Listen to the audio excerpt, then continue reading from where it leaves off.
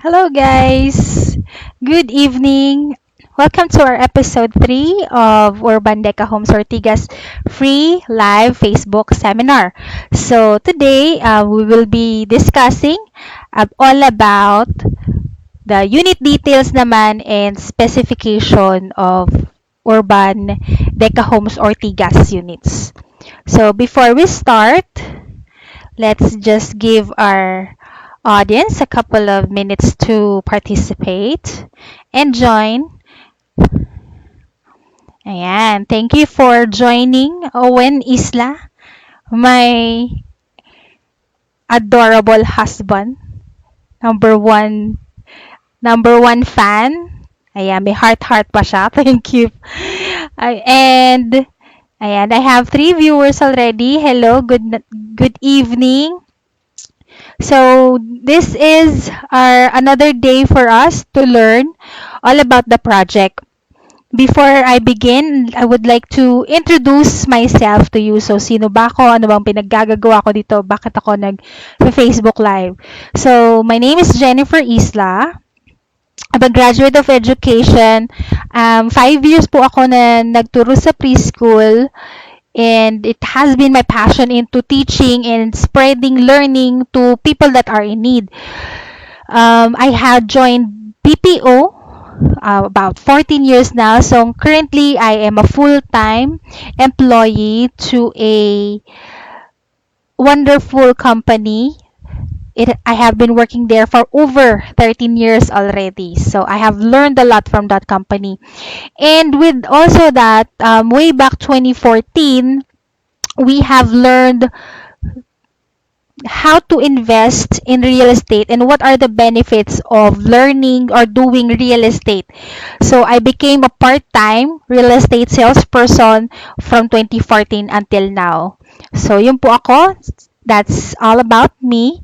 And hi Miss Danica, thank you for watching. How's Urban Deca Towers? Yan, mga client natin yan from Urban Deca Towers. Thank you for watching, ma'am. Right? So, just a quick recap for what we have learned from day 1. So, last time, we have watched, last Saturday, we have introduced sino ba si Urban Deca Homes. So, si Urban Deca Homes is yung 8990, the developer is a multi-awarded housing development corporation established in early 2000. They provide an affordable, low-cost mass housing for Filipino families. So, nandun po I will link yung day 1 nung training nito if you want to learn more about the developer who is Urban Deca Homes.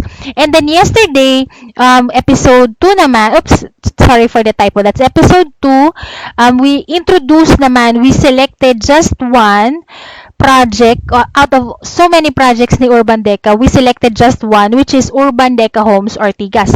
So pinakilala namin yesterday who is Urban Deca Homes Ortigas. So it's a 30 billion worth project consisting of 22 buildings in a 13-hectare land which is located along East Ortigas Avenue or Ortigas Extension in Pasig. The whole area or the whole development is projected to be turned over or finished by 2023. Hi, Chopin. Welcome. Hi, I missed the agent performance. Hi, Katie. Thank you for watching. Ayan. So, those were the days that we have episode 1 and episode 2. So, for today, we are going to discuss, like we mentioned, we just selected one project, which is our new baby project, the Urban Deca Homes Ortigas. So, we have, as mentioned earlier, this is a 30 billion project worth in a 30-hectare land. We have a total of 22 buildings, and with overall, it's a 19,046 units with 3,331 car parking units. So that's the overall area of Urban Deca Ortigas. Yeah, these are the 22 buildings that we have. We currently are selling the Tower M. Then we started selling Tower M. It's almost sold out.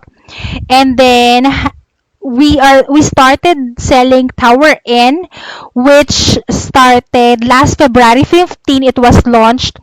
Most of the units also there is sold out. We are starting to sell also, or will be starting to sell buildings O and buildings P. So we go one building at a time. So these are the whole project. Hi, Miss Casey. Brian, anak, kamusta ka dyan? Thank you for watching. And then also, if you can see dito sa front, sa bandang baba ng screen niyo, may blank space. That blank space is where we will have the community mall. And then, in the middle, we have the color green. That's where we have the open amenities, the active center, the what's that? Do you have the active center, the open lagoon, and we also have the clubhouse, right? So let's go into details of the Urban Deca Ortigas. Overall, it's a mid-rise condominium consisting of 16 buildings. So in that 16 buildings, of course, we have to remove 13. It does not include 13.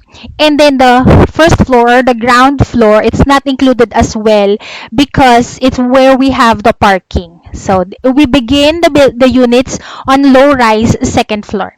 Second floor to fifth floor is our low rise or low zone. 6th to 10th floor is our middle zone. And then 11th to 16th floor, except the 13th floor, is our high zone unit. So those are our zoning. The higher we go on the floors, it's the higher the value or price our units will be. I will be discussing that later on as we go through the next screen.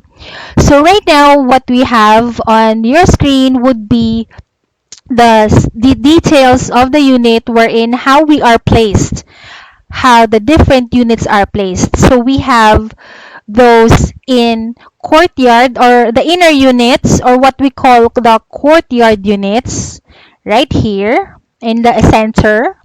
And then we have the outer units. Yeah, outside, the bigger square. That's the outer units. So those are the two separations of our units. We have the courtyard units or the one in the inner and then the outer units. Now let's go to the details and specification of each unit. We have a different two-bedroom types. So tatlong klase siya ng two bedrooms. First is the two-bedroom A. So right here on the left side is a sample architect's perspective of a two-bedroom A with a size of 35.57 square meter. On the right side of your screen, you will see color reds on the corner. Ayan po siya. 1, 2, 3, 4. Two-bedroom A is only 4 units per floor. So we only have 4 units per floor. These are the units that are easily sold out because one, they have a bigger cut and they are located on the outer space. So for that, it's for the lowest price, this is a sample computation. So the sample, we have a 2.702 9400 is the total contract price. The reservation fee for a two-bedroom A is only 15,000 pesos. We are asking for a minimum down payment only of 270,294 or 10%. That's the minimum down payment. You don't have to pay the down payment in one bulk. So Urban Deca thought of a way, syempre, to help our masses, our Filipino employees. We're targeting the markets C, D, and E. So B, C, D, and E yan ang mga target market natin. So that it's divided into two parts. Equity part 1 or equity and or down payment po yan. Yung equity kasi real estate term eh. So yung down payment part 1, sa loob ng 6 months, the first 6 months, you'll only be paying 4,265. So, bakit 4,265?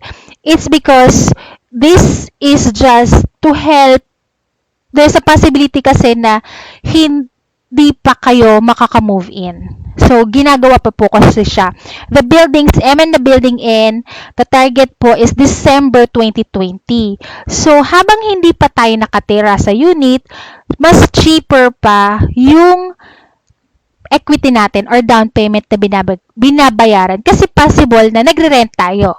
So, for first 6 months, 14,265. Also, this includes what we call an insurance na tawag namin is MRI, mortgage insurance. Ang ibig sabihin po ng mortgage insurance na yon is should something happen to you as the owner of the unit, hopefully wala mangyari, but if should something accidental happen to you, your unit, even if naka-down payment ka, it will be fully paid.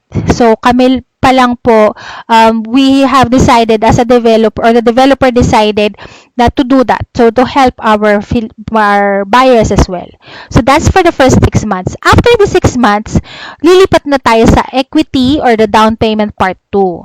Medyo mas mataas na siya ng konti sa part 1 because there is a huge possibility that during this period, you are already on your unit or yung tinatawag na nating rent to own. So, this includes already your insurance also, your mortgage insurance, MRI, your fire insurance, so should something, fire happen to your unit, covered ka din. And also, we have the property tax or the real property tax kasi you're already possibly living in your unit. So, that's for the 9 months.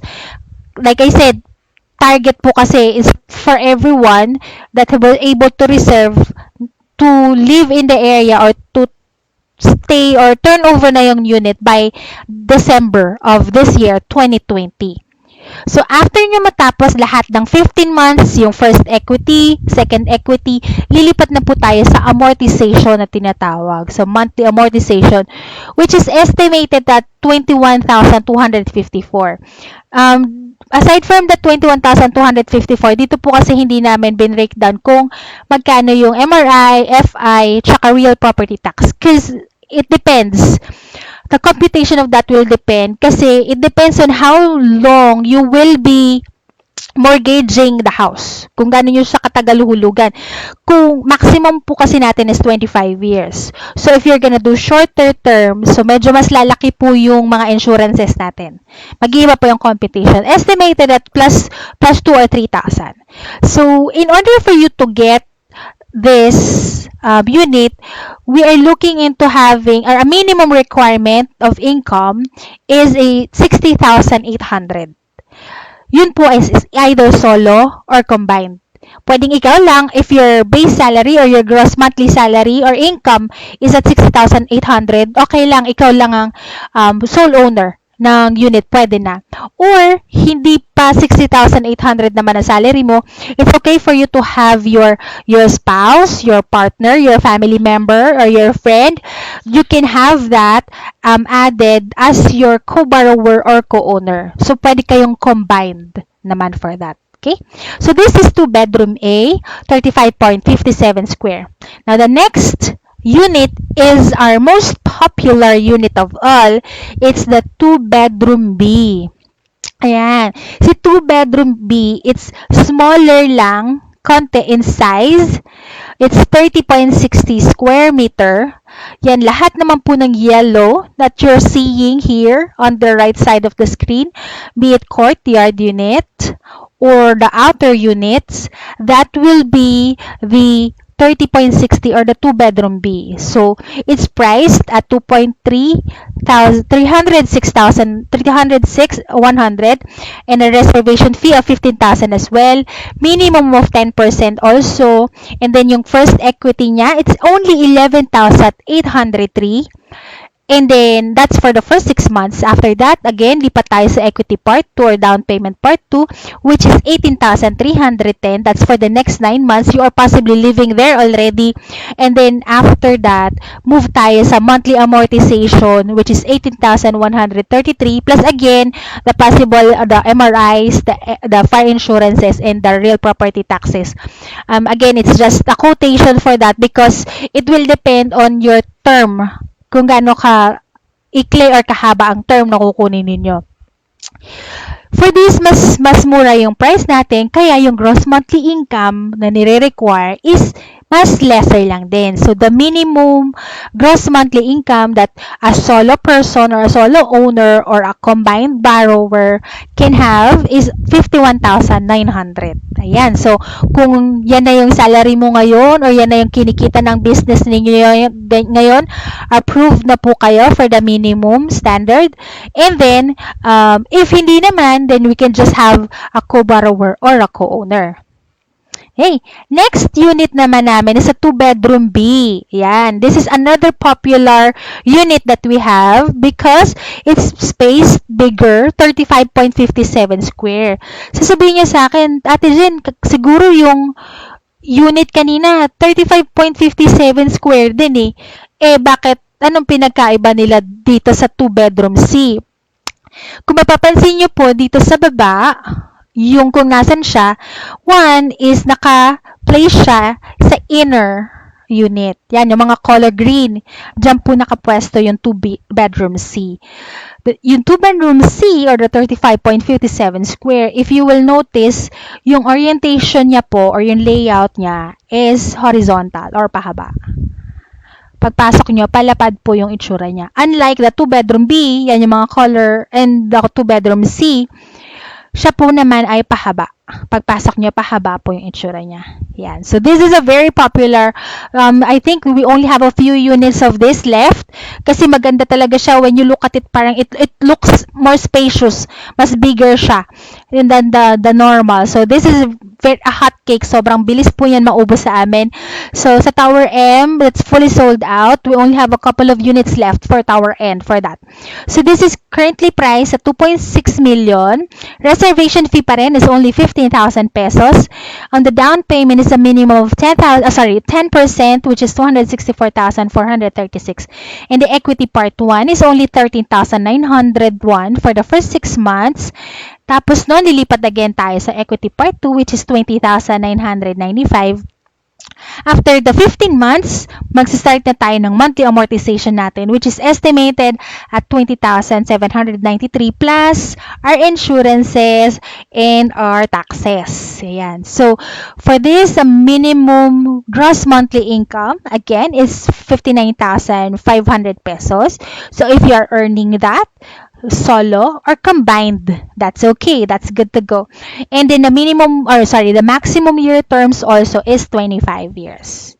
All right, so moving to our next unit is our 3-bedroom, and the 3-bedroom unit is bigger, sobrang laki niya. It's 42.07 square meter.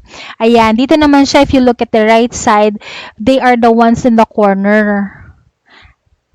Diyan po siya sa 4 corners. We only have 4 units per building. Sa building M namin, they are sold out already kasi konti lang po siya. And then sa building N po namin, it's limited na lang din talaga yung meron kami. Unahan na lang din kung may matitira pa sa atin ng 3-bedroom unit. So, our 3-bedroom is only at 3.663. Reservation is still 20K. Down payment is just 10%. And then again, the equity, first equity is 19,390 for the first 6 months. After the 7th month, you move to 20,089, and then after the 15 months you move to the monthly amortization, which is at 28,809. So again, plus the taxes and the insurances. For the 3-bedroom, the minimum gross monthly income required will be 82,400, be it solo or be it combined. And that's a maximum of 25 years again. So, why am I saying a maximum of 25 years? There will be iba-ibang scenario po kasi it depends on, number 1, your age as a buyer. So, the younger you are, the longer the terms will be given to you, which is a maximum of 25 years. The more adult you are, the shorter the term will be given to us. Kasi syempre, there's a possibility of us retiring or resigning from our work early. So, mas maikli po yung time for us with that. Yung gross monthly income naman, that is a minimum requirement because we needed, of course, to have a health check financially if a certain buyer is capable din, of course, of buying.